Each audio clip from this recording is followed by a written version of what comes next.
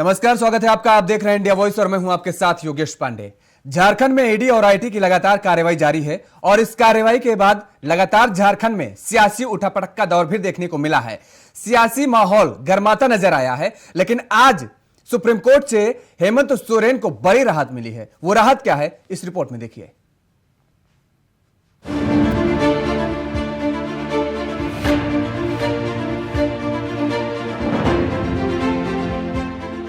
झारखंड के सीएम हेमंत सोरेन के खिलाफ गलत तरीके से खनन लीज पट्टा आवंटन करने और उनके करीबियों द्वारा शेल कंपनियों में निवेश का आरोप लगाते हुए जनहित याचिका दायर की गई थी।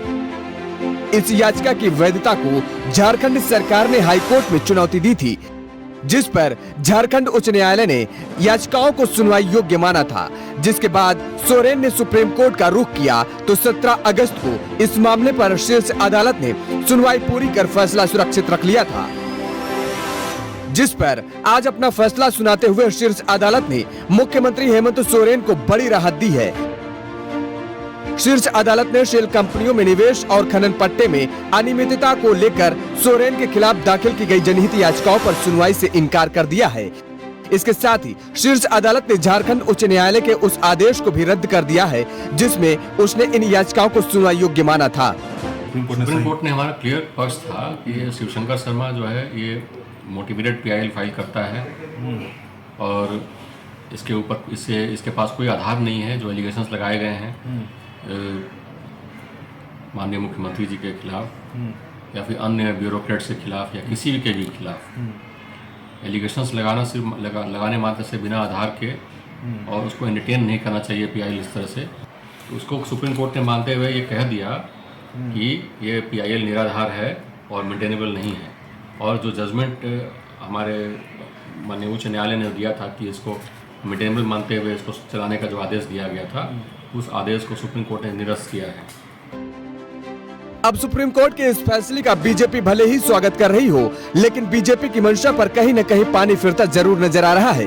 हालांकि बीजेपी को अभी भी बहुत सारी उम्मीदों के साथ यह कहना पड़ रहा है कि सोरेन कब तक इस तरह से भागते रहेंगे। वहीं बीजेपी विधायक समरीलाल का कहना है कि सीएम को इस्तीफा देकर राज्य में सुचिता लाने का संदेश देना चाहिए। कब तक इस तरह से भागते रहेंगे? सच्चाई है वो सामने आएगी और हेमंत बाबू को तो एक शानदार मिसाल पेश करना चाहिए अपने बुजुर्गों का। जो राजनीति की परंपरा है कि इनको इस्तीफा दे देना चाहिए और इस्तीफा देकर इस तरह से जो अभी रैली और राज्यपाल तो प्रधान कहाँ जा रहे हैं इनके जो लोग, उनको कम से कम एक संदेश देना चाहिए कि मैं राजनीति में सुचिता लाना चाहता हूँ। तो सुना आपने बीजेपी के विधायक समरीलाल को, जो इस्तीफे की मांग पर अभी भी अड़े नजर आ रहे हैं। लेकिन कांग्रेस और जेएमएम के नेता सुप्रीम कोर्ट के आज के फैसले को अपनी बड़ी जीत के रूप में देख रहे हैं। रांची से इंडिया वॉइस के लिए राकेश कुमार की रिपोर्ट।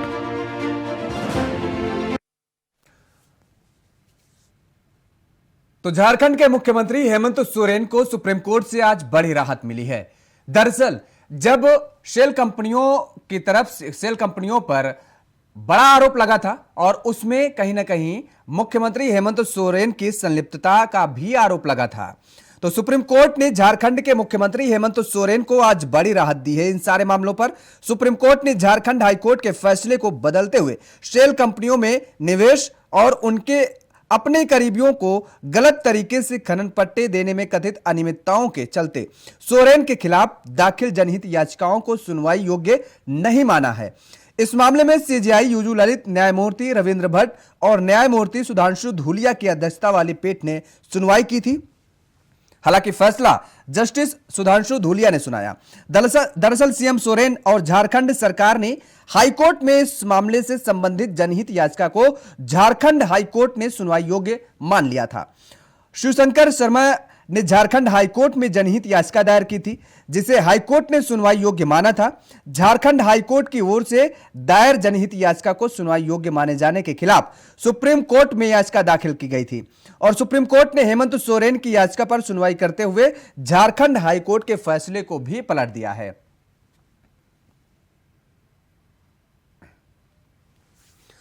और आज इसी मुद्दे पर चर्चा करेंगे कि आखिर आज जो सुप्रीम कोर्ट की तरफ से यह फैसला आया है कितनी बड़ी राहत मानी जाए सीएम सोरेन के लिए, और जो भारतीय जनता पार्टी लगातार बड़े आरोप लगा रही थी, और अब भारतीय जनता पार्टी का अगला कदम क्या होगा, क्योंकि जिस तरीके से जो राहत मिली है अब जाहिर तौर पर है जेएमएम के कार्यकर्ताओं और कांग्रेस के कार्यकर्ताओं में खुशी की लहर है।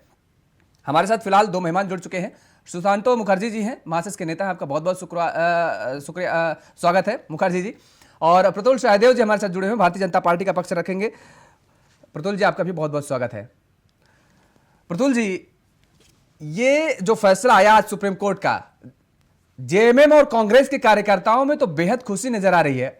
वो ये कह रहे हैं कि दरअसल सत्यमेव जयते, ये नारा अब लग रहा है कि सत्य की जीत हो गई है। अब बीजेपी इसे किस तरीके से देखती है?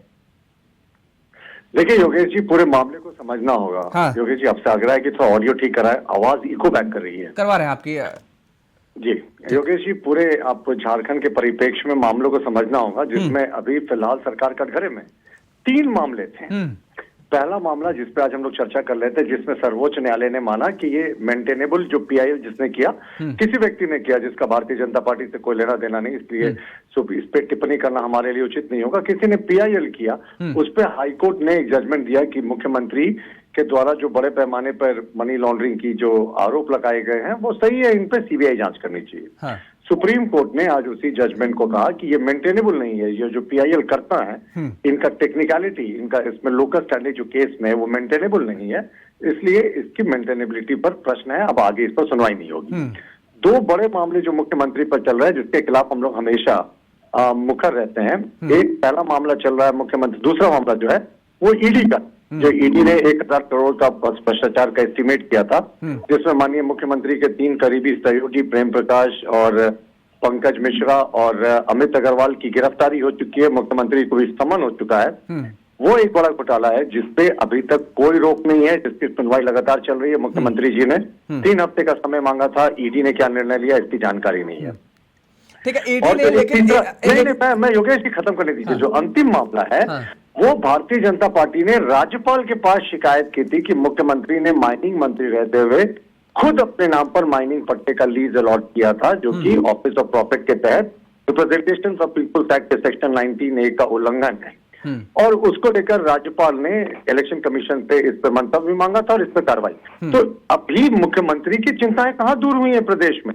ये तो किसी का पीआईएल था जिसको सुप्रीम कोर्ट ने मांगा कि जो सीबीआई जांच का आदेश है वो मेंटेनेबल नहीं। लेकिन ईडी की सवाल यहीं पर है, सवाल यहीं पर यह है कि ईडी के वकील ने जब वहां पर पक्ष रखा सुप्रीम कोर्ट अदालत के सामने, उन्होंने कहा कि दरअसल पीआईएल कर्ता के पास पर्याप्त सबूत हैं, इसलिए इस मामले की सुनवाई की जाए। तो साफ तौर पर यह कह दिया गया कि अगर आपके पास पर्याप्त सबूत है तो आप जांच करिए, आज अदालत के आदेश का क्यों इंतजार कर रहे हैं? नहीं, आप कंफ्यूज कर रहे हैं। यहाँ ईडी इसमें पक्षधर नहीं था, ये तो एक पीआईएल था, इसके खिलाफ माननीय मुख्यमंत्री जी गए थे। ठीक है, आप एक बार फिर से कंफर्म करिएगा प्रतुल जी। ईडी के वकील की तरफ से ये बात रखी गई है अदालत में, ये कहा गया है कि पीआईएल कर्ता के पास पर्याप्त सबूत हैं, इसलिए मामले की सुनवाई की जाए, ये बात रखी गई है। देखिए मुझे इस बारे में अभी जानकारी नहीं, आप जैसा बात कह रहे हैं, लेकिन इसमें मेरी जानकारी के अनुसार ईडी कोई पक्षकर नहीं था, क्योंकि इसमें सीबीआई जांच की अनुशंसा की गई थी, इसमें ईडी जांच की अनुशंसा नहीं की गई थी मुख्यमंत्री जी पर। और जो ईडी का सम्मन है वो आज भी वैलिड है। ठीक है, और मुख्यमंत्री जी कोऑपरेट करके समय लेकर किनारे होते दिख रहे हैं। और उन पर जो माइनिंग लीज लेकर ऑफिस ऑफ प्रॉफिट उनके सदस्यता जाने का मामला है वो राज्यपाल के पास लंबित है। मुख्यमंत्री जी की मुश्किलें का समाप्त हुई। हाँ, अगर किसी को इसी में मुस्कुराना है तो मुस्कुरा ले। ये तो हमने कोई पीआईएल किया नहीं, जिसने पीआईएल किया ये मेंटेनेबिलिटी पर क्वेश्चन था। देखिए ये केस के मेरिट पे नहीं गई सुप्रीम कोर्ट। सुप्रीम कोर्ट ने मेंटेनेबिलिटी तकनीकी कारणों से इस पीआईएल को किया, जो किसी थर्ड पर्सन ने किया था। मुख्यमंत्री के खिलाफ तो ईडी का सम्मन आज भी स्टैंड करता है। ईडी की जांच जो चल रही है अवैध खनन को लेकर वो आज भी चल रही है। और जो इसके अतिरिक्त जो उनका ऑफिस ऑफ प्रॉफिट के तहत सदस्यता का मामला है वो आज भी जीवित है। ठीक है, तो कहां कम हुई है मुश्किल? हमारे साथ कांग्रेस के प्रवक्ता अभी जुड़ चुके हैं, ईश्वर आनंद जी, आपका बहुत बहुत स्वागत है। ईश्वर आनंद जी, आप बड़ी राहत की बात कर रहे हैं, लेकिन भारतीय जनता पार्टी के प्रवक्ता प्रतुल सहदेव जी हमारे साथ जुड़े हुए हैं, उन्होंने साफ तौर पर कहा है कि ये मुश्किलें आप जो कह रहे हैं कि और आप खुश नजर आ रहे हैं, ये मुश्किलें आपकी कम हो नहीं रही हैं, ये केवल आप मुस्कुरा लीजिए। और जो आप कह रहे हैं कि सत्यमेव जयते, सत्य की जीत अभी हुई कहाँ? अभी तो पीआईएल कर्ता की जो पीआईएल दायर की गई थी उस पर ही कहा गया है कि ये सुनवाई योग्य मामला नहीं है, बाकी ईडी और आईटी तो अपना काम कर ही रही है आगे। ठीक है, आपने कहा सत्यमेव जयते, मैं भी बोलता हूँ सत्यमेव नहीं, आप ही के कार्यकर्ता और कांग्रेस के कार्यकर्ताओं की तरफ से कहा जा रहा है। नहीं, मैं बोल रहा हूँ कि जो हमारे मुख्यमंत्री हैं हेमंत सोरेन जी, हाँ। वो तो सीना ठोक के बोलते हैं कि हमको अरेस्ट कर लो अगर हिम्मत है। हाँ। वो तो गली गली जाके चौराहे पे मीटिंग कर रहे हैं, जनता को संबोधित कर रहे हैं और कोई भागे हुए नहीं है। उन्होंने कहा कि मेरे कार्यक्रम पहले से फिक्स्ड है, इसके चलते मैं आऊंगा ईडी के सामने, और वो कोई भागे हुए नहीं है। और उनको भी पता, सबको पता है क्या हो रहा है।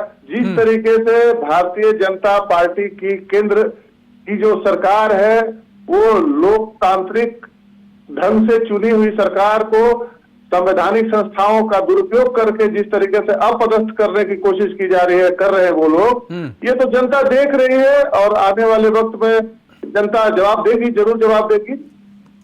मेरे हिसाब से कहीं कोई ऐसा मामला नहीं बनता है। और एक और सवाल है मेरा आपसे, हाँ। कि पूरे 8 साल में, हाँ।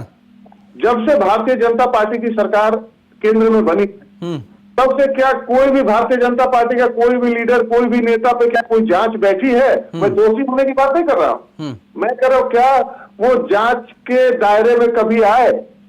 क्या कभी किसी ने उन पे उंगली उठाया? तो उस पे हम लोग लगातार विपक्ष के तौर पे ये आवाज उठाते रहे बहुत सारी जगहों पे। यहाँ रघुवर जी की सरकार थे, आपने देखा कि इस तरीके से क्या हुआ। ये कहा जा रहा है, सुन लीजिए, बीजेपी के नेताओं की तरफ से कहा जा रहा है कि सोरेन जी के नेतृत्व में राज्य में जितना भ्रष्टाचार हुआ है वो कभी नहीं हुआ है। दूसरी बात कि सत्यमेव जयते का जो नारा लगाया जा रहा है, जब सत्य पर अडिग है तो जवाब देने से भागते क्यों हैं सोरेन साहब? ये भी तो कहा जा रहा है। बाबूलाल मरांडी साहब ने भी आज कहा ये बात को। जवाब तो दे रहे हैं ना, जवाब दे रहे हैं, कहाँ भाग रहे? आप ही बताए, अभी तो रहे हैं ना झारखंड में। आप झारखंड में कितने सालों से, ये बताइए कि 17.5 साल आपका सरकार रहा, और बिहार जाके देखिए, बिहार जब वो बीमारू राज्य था, बहुत बहुत बुरी हालत थी, जब वहां से हम लोग अलग हो गए, अलग झारखंड राज्य बना। आज आप रांची राजधानी बोलने में शर्म आती है। हमको अभी हमारे सरकार बने 3 साल पूरे नहीं हुए हैं महागठबंधन की सरकार में, उसमें 2 साल तो कोविड खा गया, और 17.5 साल में इन्होंने राजधानी को क्या बनाया है। और जो हमारे पूर्व नगर विकास मंत्री जी जो 88 करोड़ रुपए खर्च करके जो स्वर्णरेखा नदी की क्या हाल बनाकर रखे हैं, तो ये तो छुपने की बात छोड़, ये तो दिखती है। जब उधर जाए तो हरमू नदी दिख जाएगी, स्वर्णरेखा नदी दिख जाएगा। छुपने की बात नहीं, लेकिन आप निकाल भी नहीं पा रहे हैं। छुपने की बात नहीं है, लेकिन आप निकाल भी नहीं पा रहे हैं। आपके पास भी तमाम सारी एजेंसियां हैं राज्य की, वो आप कोई कार्रवाई करते नजर नहीं आ रहे हैं। तो उनको सजा दिलाइए, आपका भी काम बनता है, आप सरकार में हैं। आते हैं आपके पास, मुखर्जी जी का कमेंट ले लेते हैं। मुखर्जी जी, इस पूरे घटनाक्रम को आप किस नजरिए से देखते हैं? कितनी बड़ी राहत जेएमएम को मिलती नजर आ रही है, या फिर कितनी बड़ी मुश्किलें अभी भी बरकरार हैं? देखिए, राहत जो है पूरी झारखंडी जनता को पता था कि यही राहत होंगे। हाँ। और हम लोग सुप्रीम कोर्ट का, उच्च न्यायालय, सुप्रीम कोर्ट का हम लोग आपको न्यायालय का नहीं करते हैं कि भाई देखिए न्यायालय ने जो दे दिया इसके आगे वो कुछ नहीं बोलेंगे। लेकिन अभी जो एजेंसियां उनकी गठबंधन में है वो निश्चित तौर पर ये 5 साल जांच करते रहेंगे, ये हमें पता है। लेकिन उस जांच से कुछ रिजल्ट निकलेंगे, ये हमें पता है कि क्या निकलेंगे, जनता जानती है। आप देखिए, एक तो ऐसा लिफाफा आए हैं ना, उसको राज्यपाल खोल पा रहे हैं। अभी तो पता चला कि वो राज्यपाल उसको फिर बैक कर दिए इलेक्शन कमीशन की यहाँ। अब वहां से फिर आएंगे रिपोर्ट। मतलब हर जगह अपने अपने संस्थाएं, मतलब अपने अपने गठबंधन में भाजपा के जो है, सिर्फ न्यायालय छोड़ के, न्यायालय ने जो दिया आदेश, उस आदेश को छोड़ के जितने भी कोई गठबंधन में है, कोई भाई गाड़ी लेके आ जाते हैं स्टिकर लगा के। अब बताइए, जांच एजेंसी गाड़ी लेके आते हैं, वो भी स्टिकर लगा लेते हैं। तो पता नहीं हमें कौन कौन गठबंधन में पता नहीं चलता है, हो सके और कुछ हो, लेकिन जांच होते रहेंगे। ये 2019 में ही हम लोग को पता चल गया था जब सरकार बनी। अच्छा मुखर्जी जी, एक बात बताइए, ये जो संवैधानिक संस्थाओं पर सवाल उठाए जाते हैं, इन्हीं संवैधानिक संस्थाओं की तरफ से जब आप लोग यानी विपक्ष, जिन लोगों, चाहे कांग्रेस हो चाहे जेएमएम हो, इनके हित में कोई फैसला आता है, इनके समर्थन की कोई बात हो जाती है, तब ये संवैधानिक संस्थाएं होती हैं। और अगर इनके खिलाफ कोई फैसला आ जाए तब फिर इन संवैधानिक संस्थाओं पर जो है तमाम सारे सवाल उठने लगते। देखिए, आपको इसलिए लोगों के भरोसा टूट गए पूरे देश की। आप बताइए कि आप है कांग्रेस में, आपका पीछे ईडी दौड़ा रहे, आपके पीछे सीबीआई दौड़ रहे, अब चल गए बीजेपी, आपको मुख्यमंत्री बना दिए आसाम के, लेकिन उसके पीछे हट गए। बंगाल की हाल भी वही है, बंगाल में जितने पैसे लेते आपको देखे थे, आपको टीएमसी के लोगों को, अब उनको बीजेपी में चले गए, वो खुश है, उनकी कोई जांच नहीं हो रही है भाई, फिर वो बीजेपी से टीएमसी आ गए, अभी फिर जांच हो रही है। मतलब ये मजेदार खेल चल रही है पूरे देश में, इसे देखने की जरूरत है, जनता देख रही है और जनता निश्चित तौर पर 24 के लिए इंतजार में है। आप तो रोड में भीड़ देखिए रहे और देखेंगे, और लड़ाई मजबूत है। झारखंड में भी दिखेगी, यहां जितने पिछली सरकार ने लूट की है, कोई आज तक, सिर्फ रघुवर जी के बात कर रहे, 17.5 साल वो छोड़ दीजिए, सिर्फ 5 साल में हमारे झारखंडियों के 21 लाख एकड़ जमीन आदिवासी मूलवासियों की जमीन बेच दिए और 514 बच्चों को, 500 नौजवान बच्चों को, 514 बच्चे को नक्सली बनाया वो सरकार ने, और नक्सली बना के सरेंडर के नाम से नौकरी देने की बात की। ऐसी सरकार हमारे नक्सल भगाने की बात करते, वो सरकार खुद नक्सल बनाते हैं, जो नक्सल कोई मतलब नहीं है। की नौजवान 2-2 लाख नौकरी देने की बात तो वर्तमान की सरकार ने भी बहुत वायदे किए थे, लेकिन कहाँ मिल रहे हैं रोजगार? बेचारे युवा जो है वो भटक रहे हैं, दर दर ठोकरे खा रहे हैं। आपने कहाँ रोजगार की बात आप नहीं देख रहे? पिछली आपने 8 साल में हमें 2 करोड़ करके साल में रोजगार देने की बात थी, उसमें क्या मिला हमें पता नहीं। हम तो गिन नहीं पा रहे, 100 नहीं पार कर पाए। हर एजेंसियां बंद, रेल बेच दिए, सेल बेच दिए, एयरपोर्ट बेच दिए, सब चीज बेच दिए, और लेने और बेचने वाले दो और लेने वाले भी दो। ये क्या है देश में चल रहा? निश्चित तौर पर जनता को बदलने की जरूरत है, जनता इसे बदले। 24 में नई सरकार आएगी, नई सरकार आएगी तो नई उमंग के साथ आगे बढ़ेंगे। चलिए, किसमें कितना दमखम है वो आने वाले वक्त भी बता देगा। प्रतुल जी, देखिए अभी तक तो ए टीम बी टीम जो राजनीतिक पार्टियां होती थी उन पर आरोप लगता था कि आपकी वो बी टीम है, फलाने आपकी सी टीम है, लेकिन अब तो यहाँ पर गठबंधन का सीधा आरोप लग रहा है कि आप जांच एजेंसियों से आपका सीधा गठबंधन है। बिल्कुल बिल्कुल, मैंने तो आपसे चैनल में पहले भी कहा कि जब हमारे गुजरात के तत्कालीन मुख्यमंत्री नरेंद्र मोदी जी ने एसआईटी को एक दिन में 10 घंटे पेश किया था 28 मार्च 2010 को, तब तो कोई प्रश्न भारतीय जनता पार्टी ने नहीं किया था। मुरली मनोहर जोशी जी ने और लाल कृष्ण आडवाणी जी ने जब सीबीआई इंक्वायरी को पेश किया था सीबीआई दफ्तर जाकर, तब तो किसी ने नहीं कहा। और ये कहते हैं कि हमारे नेता कहाँ केंद्रीय एजेंसियों के स्कैनर में आते हैं, लंबी लिस्ट है। मैंने पहले भी सुनाया था आपके यहाँ लक्ष्मीकांत शर्मा, सुरेंद्र पटवा, मोहित कंबोज, सारे सांसद या विधायक, पीवीएस शर्मा, जनार्दन रेड्डी, दुष्यंत सिंह, ये तमाम नेता हैं जो हमारे अभी जो केंद्रीय एजेंसियों का जिनके ऊपर जांच चल रहा है। और देखिए मुख्यमंत्री जी जो ये कहते हैं कि समय लेकर नहीं भाग रहे, मैं 2 उदाहरण से यह सिद्ध कर दूंगा कि मुख्यमंत्री जी भाग रहे हैं। जिस दिन मुख्यमंत्री जी को समन इश्यू होता है, मुख्यमंत्री जी बाहर जाकर भीड़ के सामने कहते हैं कि अरे ईडी क्या समन इश्यू करते हो और गिरफ्तार करो, और 3 घंटे बाद चुपके उनका एक संदेश वहां जाता है और 3 हफ्ते का समय मांगता है। ईडी का समन मिलता है उनको, उसके 4 घंटे के अंदर मुख्यमंत्री जी के अगले 15 दिनों का कार्यक्रम उनके ऑफिशियल ट्विटर हैंडल से जारी होता है, जबकि सामान्य रूप से मुख्यमंत्री का सिर्फ 1 दिन का कार्यक्रम जो है वो जारी होता है। ये जैसे ही समन मिला उसके 4 घंटे के बाद इन्होंने 15 दिन का कार्यक्रम जारी करके दिखाया, जब उनकी व्यस्तता है 15 दिन, जबकि कभी ऐसा नहीं हुआ कि मुख्यमंत्री का एक छोड़कर कोई दूसरा दिन का पूरा डिटेल 15 दिनों का कार्यक्रम कभी जारी हुआ हो। कोई विशेष कार्यक्रम होता है तो उसके बारे में एक बार नोटिस होता है, लेकिन 15 दिनों का विस्तृत कार्यक्रम यानी मुख्यमंत्री ने पहले ही बता दिया कि मैं बिजी हूं, मैं अभी नहीं शामिल होने वाला हूं। हमारा मानना है कि law of land is supreme.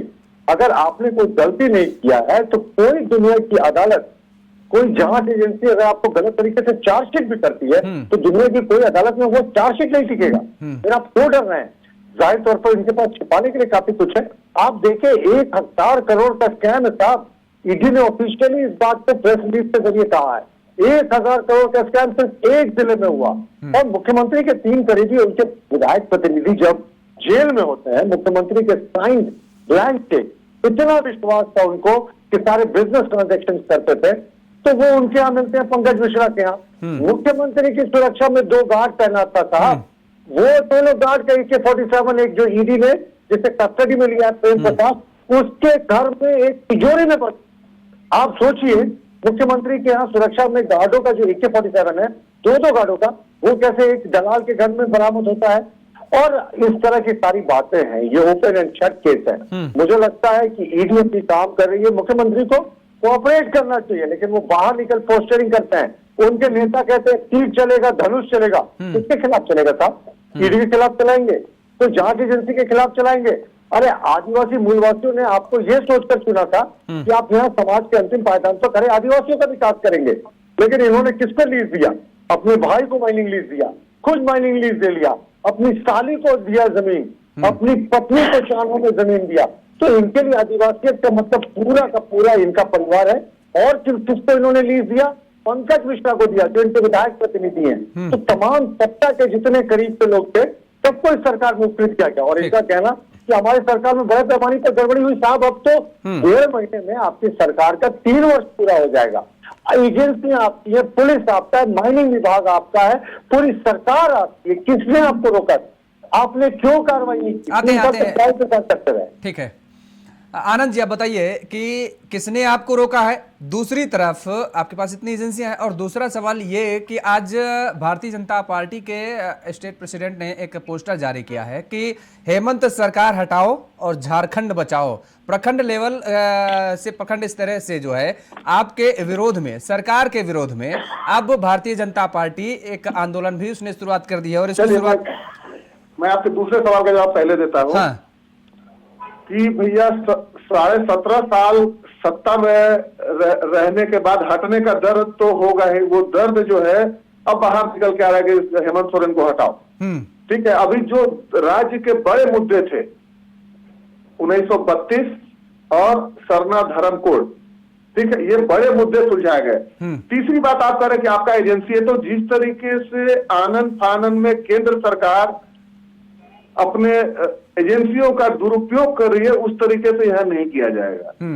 यहाँ जांच पड़ताल, आप चाहते हैं कि आज ही हम उनके बदले की भावना से कल उन्होंने हमको सम्मन भेजा, आज हम उनको सम्मन भेज के अरेस्ट करते? नहीं, ऐसा नहीं होता है। 3 साल हो गया साहब, 3 साल हो रहा है, दिसंबर में हो जाएगा। 3 साल में आप कह रहे हैं कि आनंद फानन? नहीं, लेट में फिनिश। पहले 2 साल हम लोगों ने कोविड हम लोगों को बहुत परेशान रखा। उसके खजाना में, इतने रिच स्टेट में खजाना में महज कुछ लाख रुपए थे। ये भी आपने छिपा हुआ नहीं। अगर आप पत्रकार हैं तो आपको पता होगा कि उन्होंने वो क्या छोड़ के गए थे कि सैलरी देने के पैसे नहीं थे। नंबर 1 मिनट प्रतुल जी, मैं चुप था। नंबर 2, मैं उंगली उठा रहा हूँ, आप उंगली उठाने पे भी रोकेंगे? मैं अपनी बारी के लिए वो अपनी बात रखने के लिए इजाजत चाह रहे हैं। आनंद जी उन्होंने बोला नहीं, उन्होंने इजाजत मांगी। लोकतंत्र है, लोकतंत्र है, अपनी बात कही जाए।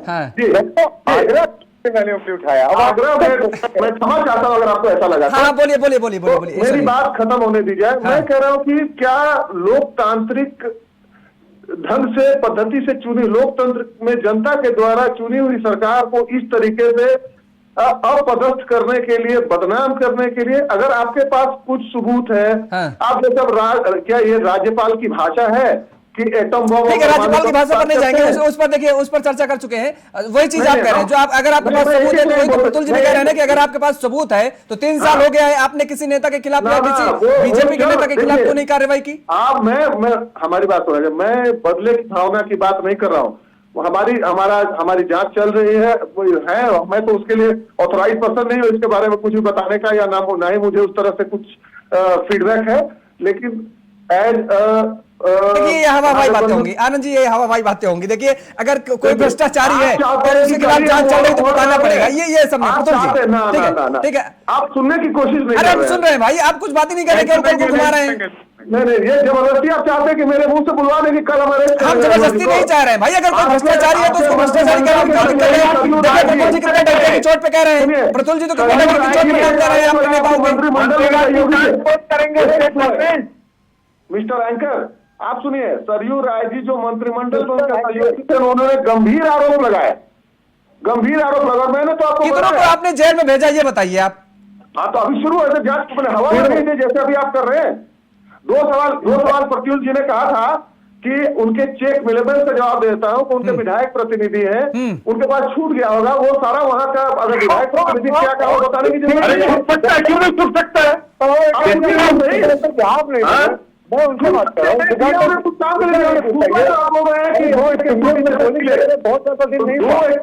एक मिनट प्रतुल जी, चलन के लिए जिम्मेदार है वो तो सुरक्षा के जो इंचार्ज होगा ना, मुख्यमंत्री को थोड़ी ना पता होता है। तीसरी बात, मुख्यमंत्री का कार्यकाल 15 दिन का आपने जो कहा, एक मिनट सुन लिया जाए। मुख्यमंत्री का आपने कहा होता है, बिल्कुल आते हैं। एक मिनट वही समझा 10 सेकंड में 10 सेकंड में अपनी बात रखिए, उसके बाद आते हैं। कार्यक्रम जो है प्रोग्राम 15 दिन का हो सकता है। अपना दिवस की बात हो रही है। मुझे 30 चलिए ठीक है, सेकंड प्रतुल जी आप बोलिए, उसके बाद आते हैं। चलिए मैं शानदार लॉजिक सुन रहा था। ये बोलिए। साथ देनी चाहिए कांग्रेस का बड़ा अच्छे से डिफेंस ले रहे थे कि मुख्यमंत्री का चेक छूट गया, तो 2 साइन चेक था और जो पूरा चेक बुक जो था वो अनसाइन था, मुख्यमंत्री का पासबुक, यानी विधायक प्रतिनिधि प्रतिनिधि है, नहीं तो प्रतिनिधि है। अरे आप तो बराबर टोके, विधायक प्रतिनिधि के साथ चेक रह सकते हैं कि नहीं ये बताइए। क्यों नहीं रहेंगे? रहेंगे। मनरेगा के जांच स्टेट गवर्नमेंट नहीं कराते, रघुवर को छोड़ दिया ईडी ने। क्यों? अरे आप सुशांत जी सरकार की दलाली करना बंद कीजिए। दलाल तो आप हो भैया, आप दलाली कर रहे हैं, हम लोग दलाली नहीं करते हैं। सरकार के साथ में रह के भी सरकार का विरोध करो। दलाली तो वो कर रहे हैं, दिख रहे जनता, पूरा देश की जनता देख रही है कौन दलाली कर रहे हैं। अभी आया है कल यहाँ करोड़ रुपया मिला, क्या वो भी छूट गया था? 10 करोड़ रुपया मिश्रा के सहयोगियों क्या मिला? वो भी छूट गया था मुख्यमंत्री के चेक की तरह। क्या पूजा के घर में 25 करोड़ मिला, वो भी छूट गया था। एक पानी का जो जहाज मिला एयरक्राफ्ट कैरियर का, वो भी छूट गया था गंगा नदी में, सब छूट गया था इनका कोई गलती नहीं। लेकिन न्यायालय ने निकाल दे दिया है उस पर। चलिए अच्छी बात है, न्यायालय से आपको कितनी बड़ी राहत मिली है और आगे कितनी बड़ी राहत मिलने वाली है, ये देखने वाली बात होगी ईश्वरानंद जी। और लगातार अब सभी दलों ने अपना अपना दमखम दिखाना शुरू कर दिया है। जनता के हाथ में गेंद होगी, किसको वो पसंद करती है आने वाला वक्त बता देगा। आप तीनों मेहमानों को हमारे साथ जुड़ने के लिए इस चर्चा में बहुत बहुत शुक्रिया। तो झारखंड में जिस तरीके से अब ये कहा जा रहा है कि दरअसल हेमंत सरकार को थोड़ी राहत सुप्रीम कोर्ट से आज मिली है, जहां एक तरफ जेएमएम और कांग्रेस के कार्यकर्ता बेहद खुश नजर आ रहे हैं, तो वहीं बीजेपी कह रही है कि भ्रष्टाचार की जांच रुकी नहीं है, आने वाले समय में भी और मुश्किलें बढ़ने वाली हैं हेमंत सरकार की। इस चर्चा में फिलहाल इतना ही। देश और दुनिया की तमाम खबरों के लिए आप देखते रहिए इंडिया वॉइस। नमस्कार।